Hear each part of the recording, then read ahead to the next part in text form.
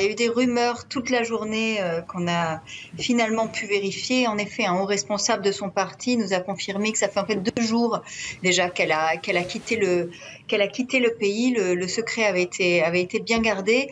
On ne sait pas, on n'a pas de confirmation sur l'endroit exact où elle se trouve. Elle serait a priori à Singapour. Quelles conséquences ce geste, ce départ de l'ancienne chef du gouvernement peut avoir dans le pays?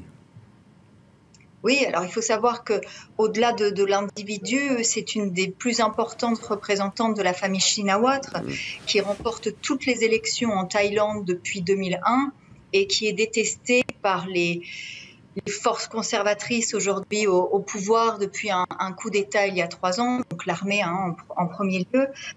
Donc voilà, c'est sûr que le vide laissé par son départ est immense, d'autant plus qu'elle rejoint dans l'exil son frère Thaksin, qui lui avait déjà été balayé par un coup d'État il y a quelques années et qui vit en exil lui aussi pour échapper à des poursuites judiciaires qu'il dénonce comme politiques. Donc, en effet, derrière eux reste la structure du parti qu'ils avaient fondé, mais avec aucun leader ayant en tout cas déjà émergé qui soit assez charismatique et qui ait la force de frappe, notamment financière, des Shinawatra pour espérer avoir un mot à dire lors des élections promises par la junte militaire en 2018.